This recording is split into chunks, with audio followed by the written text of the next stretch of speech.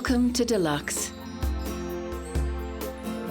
We take a look at timeless classics, the world's most luxurious brands and beautiful people who stand the test of time.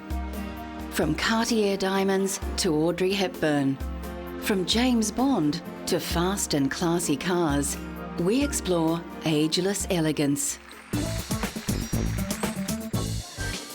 The Prince of Wales once famously called French jewellery house Cartier jewellers to kings, king of jewellers. And there is no better symbol of timeless luxury than a diamond by Cartier. Louis-François Cartier took over an existing jewellery workshop in Paris in 1847. But it was his gifted grandsons Louis, Pierre and Jacques who established the worldwide brand of Cartier. Innovations with various styles including Art Deco, Garland and Tutti Frutti has made Cartier's influence on the development of 20th century jewellery unparalleled. Louis Cartier is best known for his timepieces. He designed the first wristwatch to assist an aviator friend. And an example of his famous mystery clocks was recently on display in Moscow. Cartier can claim all the most important innovations and achievements which belong to the jewellery art of the 20th century.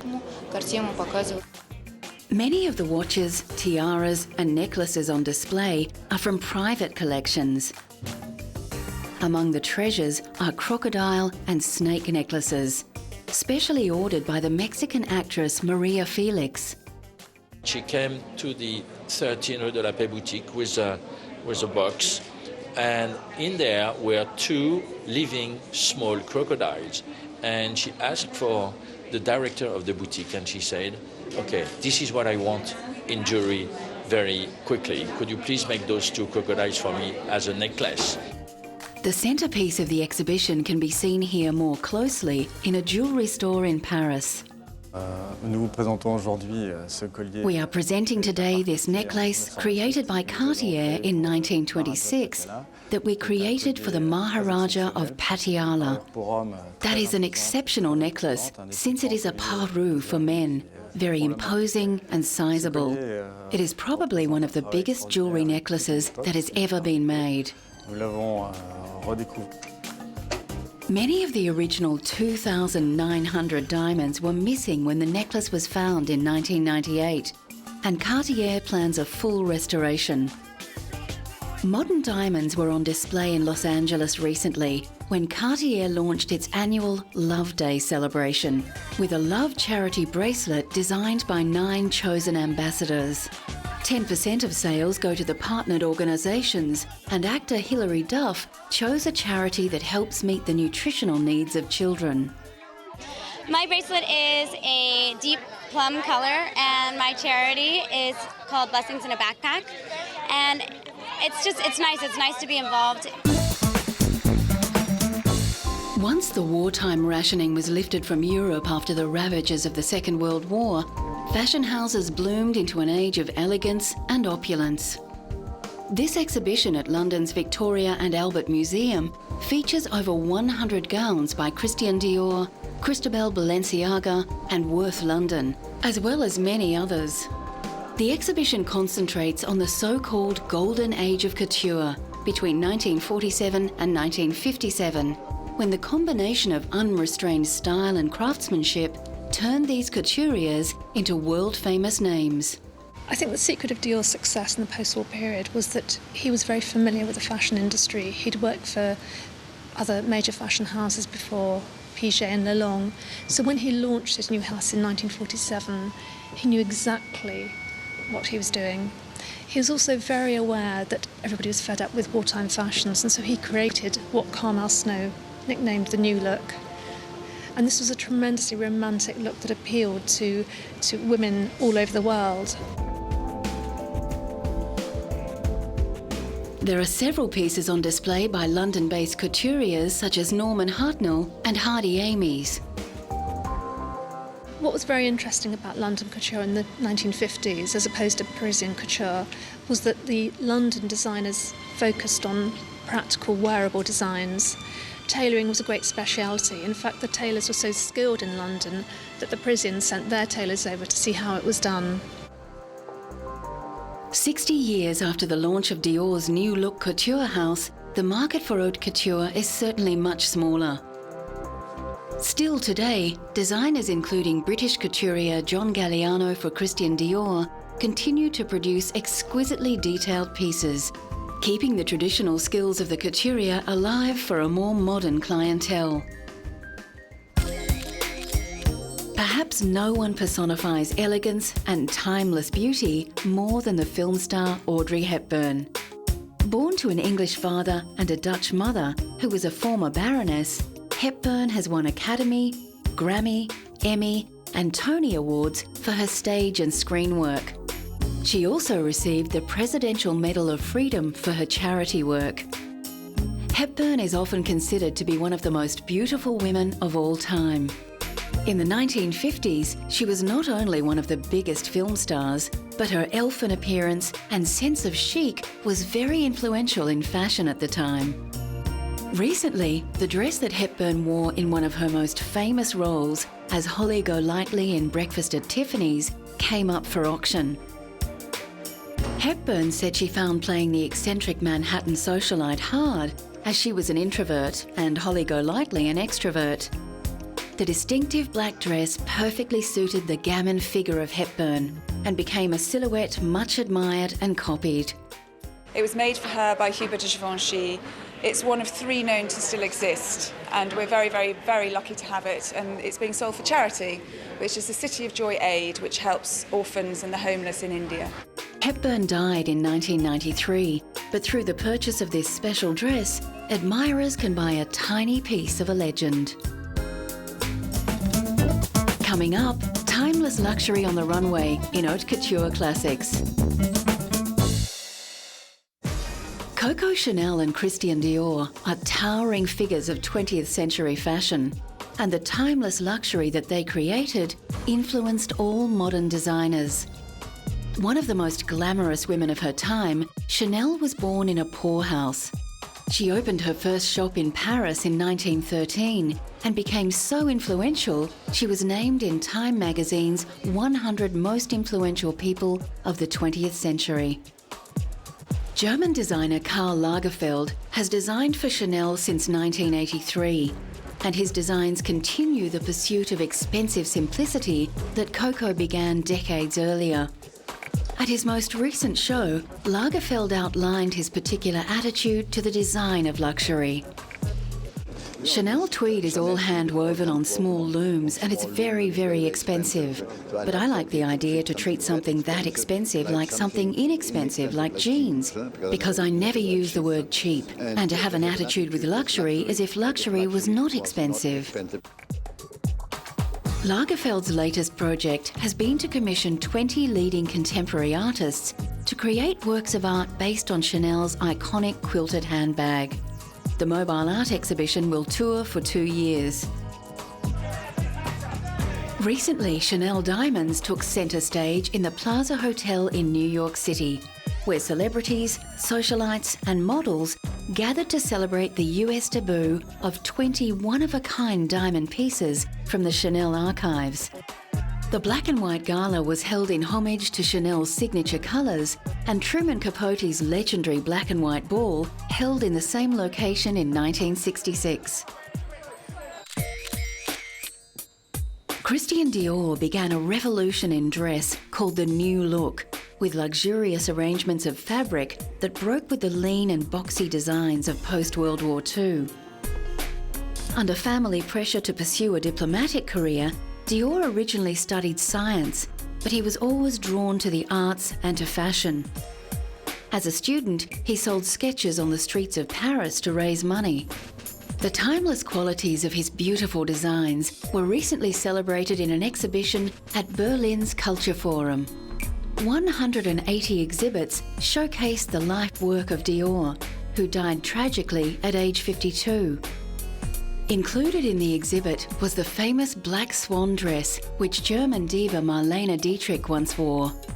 Christian Dior was one of the early fashion designers who understood how to implement the total look, fashion as a whole.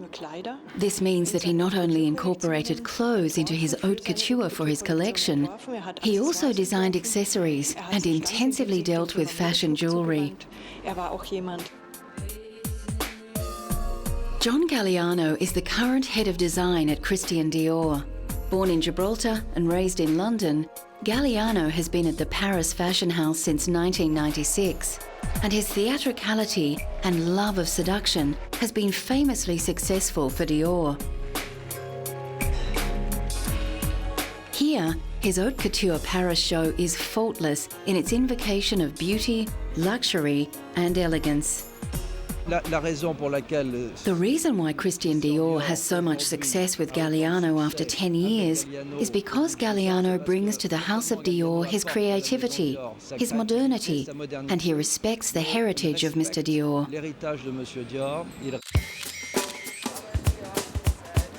A master of haute couture, Giorgio Armani follows in the footsteps of Chanel, with his timeless tailored designs redefining what is feminine and what is masculine. Italian-born Armani began as a designer in well-known fashion house Nino Cerruti Jimenez, before beginning his own label in 1974.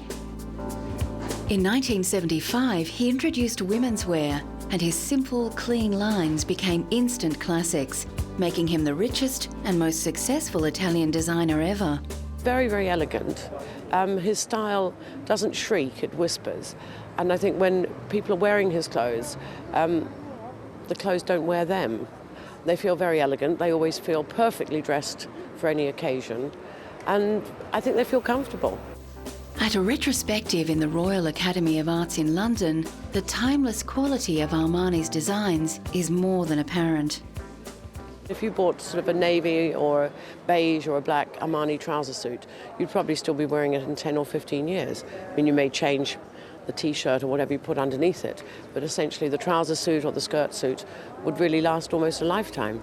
In 2003, Armani was honoured in Beverly Hills with the inaugural Rodeo Drive Walk of Style Award, a fitting tribute to a man who has shaped public taste. A who's who of Hollywood celebrities walked the red carpet to celebrate a man who has changed the way the world dresses. Well, I think he's sort of been the arbiter of taste for the last at least 25 years.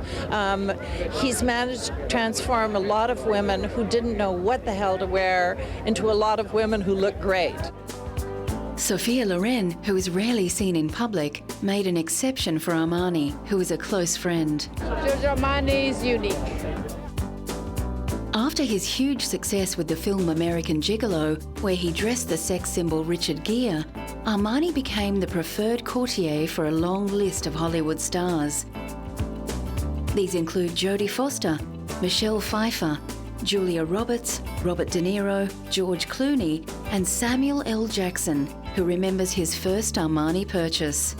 I actually bought a sweater, and it was one of those feelings of success for me, you know, because I've been going by the store and kind of looking at stuff, and one day I finally was able to just walk in there and buy this sweater that I'd coveted for a while. And, you know, it was a feeling of having made it, you know, that I didn't feel bad about buying it, and I was overjoyed that I could afford it.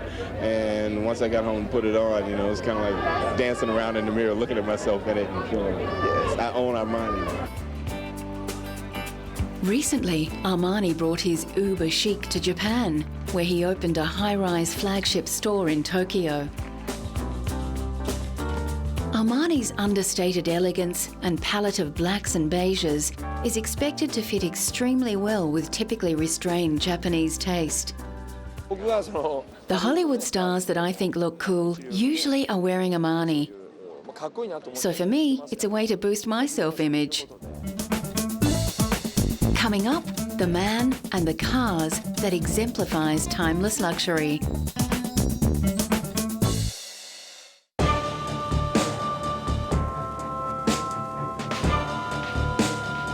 If ever a man and brand defines timeless classics, it's James Bond. Some of the world's most handsome and charismatic men have played 007. the British agent who breaks all the rules, but always gets the villain. James Bond is known for his taste in fast cars, beautiful women, and dry martinis. Over 20 films have been made about his adventures, films that have earned an approximate $11 billion worldwide.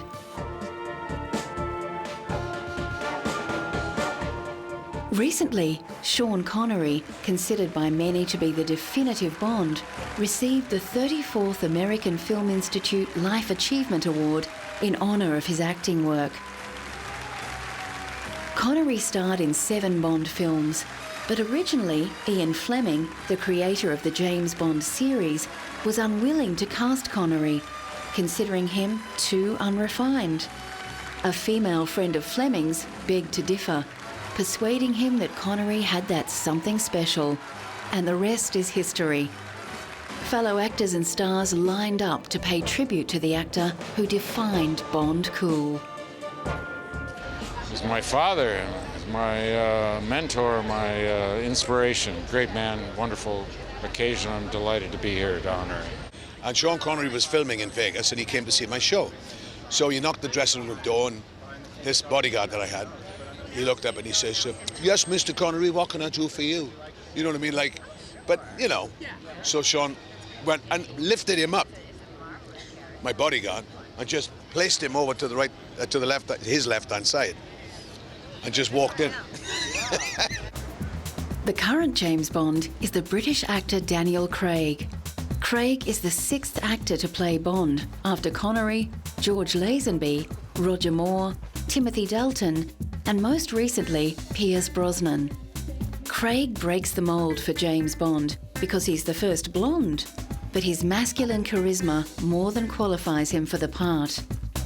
Craig's first Bond film, Casino Royale, returns to the very first Ian Fleming book, which details how the secret agent became the ruthless James Bond. I can tell you about this movie, and I'm not going to compare it to any other Bond movie, but this is a new departure, and there is a lot of new things, but a lot of the Bond themes that are still in this. It has to be, because we're making a James Bond movie. But wait and see. Many men and women fantasise about a life filled with luxury and adventure, and an exhibition of 007 memorabilia assembled at London's Science Museum offers the public a chance to make that wish come just a little bit true. All the accoutrements of the Bond world are on display, including props, images, storyboards, costumes, and the famous Bond car, the Aston Martin Vanquish. It's your chance to become a secret agent for the day. You're given a swipe card, a little credit card thing, and you go around the exhibition finding out as much as you can about James Bond, the films, the phenomena. You're tested along the way, and then at the end of the exhibition you're rated as to whether you're going to make it into MI6 or not.